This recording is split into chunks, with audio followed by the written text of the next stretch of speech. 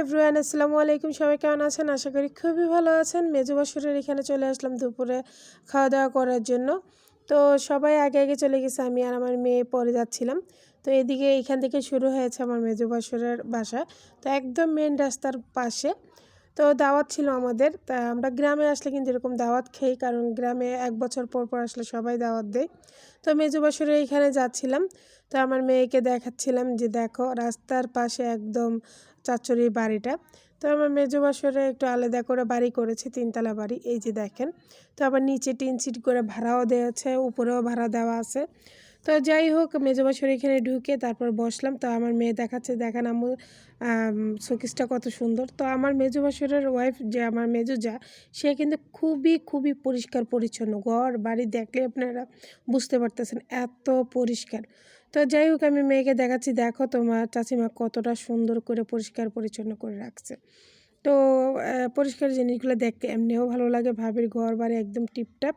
তো এদিকে আবার খাবার দিয়ে দিচ্ছে, এদিকে আমার মেজো বাসুর খেতে বসলো। তো আমাদের সবাইকে ডাকতেছে, মেয়েরা বসলো।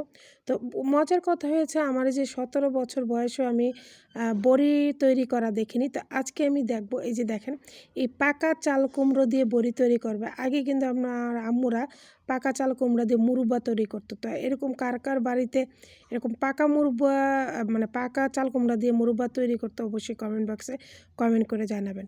তাই যাই হোক, এই চাল কুমড়া দিয়ে এই বড়িটি তৈরি করবে। এটা কীভাবে করবে, পাকাগুলো নিয়ে ছিলে বিচিগুলো ফালাই একদম কুচুনি দিয়ে, আম কুচুনি দিয়ে কুচাবে। আর এটা হচ্ছে মাসকারার ডালগুলো ভিজাইয়ে বেটে নেবে।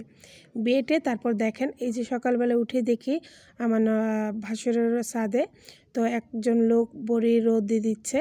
ওরা 3 কেজি চালের বড়ি তৈরি করেছে, মানে চালের না, 3 কেজি ডালের বড়ি। তো এখন আবার 3 কেজি ডালের বড়ি তৈরি করবে, এই যে দেখেন। তো কুমড়োগুলো একদম কুচিয়ে তারপর দিয়ে দিয়েছে। তারপর এরকম হাত দিয়ে ভালো করে এই ডালের সাথে মিক্স করে নেবে। তো ডালগুলা বেটে নিবে, কিন্তু কুমড়োগুলো একদম চিকন করে কুচিয়ে নেবে, নিয়ে এরকম করে উল্টে পাল্টে ভালো করে মিক্স করে নেবে। তো আমি ফার্স্ট টাইম দেখেছি, কিন্তু আমি খেয়েছি, আমার কাছে ভালো লাগে মোটামুটি। তো আমার শ্বশুরবাড়ির সবাই কিন্তু খুবই পছন্দ করে, এই শীতের সময় এটা তৈরি করবেই করবে। তো যাই হোক, উনি এটা ভালো করে মিক্স করে নিল। তা দেখলাম এখান থেকে কিছুটা নিয়ে এইখানে মানে একটা লাঠি নিয়ে, এটার কী বলে আমি জানি না, এটা দিয়ে ভালো করে একদম ফাটিয়ে নিচ্ছে, যেন একদম ফিনিশিং হয়ে যেতে পারে আর কি। তো এরকম করে ফাটিয়ে নিলে নাকি আপনার বড়িটা যখন রান্না করে একদম গলে যায় আর কি। তো যাই হোক, উনি অনেকক্ষণ করার পরে দেখলাম যে একটা পাত্র দিয়ে দিল। তো উনি শাশুড়ি আবার এরকম হাত দিয়ে একদম টিপে টিপে এক সাইজ একই রকম দেখেন দিচ্ছে। তো আমার দেখে মানে জিনিসটা অনেক ভালো লাগছে।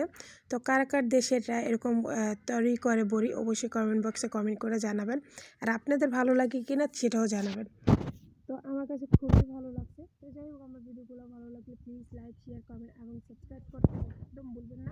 পাশে থাকা বেল বাটনটা অল দিয়ে দিবেন, যেন সবার কাছে চলে আসে। আর যারা ফেসবুক পেজ থেকে দেখতেছেন, প্লিজ আমার চ্যানেলটা একটু ফলো, একটু শেয়ার করে দিবেন। তো এই সুন্দর সুন্দর ভিডিওগুলো আপনাদের জন্যই তৈরি করে, আপনারা অবশ্যই আমাকে কমেন্ট বক্সে জানাবেন আমার ভিডিওগুলো কেমন লাগে। দেখেন, ওরা কিন্তু একদম মানে একটার পর একটা দিয়ে দিয়ে লাইন করে নিচ্ছে। তো যাই হোক, এখন আজকের মতন এখানে বিদায়, সবাই ভালো থাকবেন। আর এটা আমার মেজো আসলে ছাগল, তো কুরবানির জন্য ওরা এখন পালতেছে, তো আসলে ভালোই লাগতেছিল। তো নেক্সট ভিডিওতে দেখা হবে। আজকের মতন এখানে বিদায়, সবাই ভালো থাকবেন। আল্লাহ হাফেজ।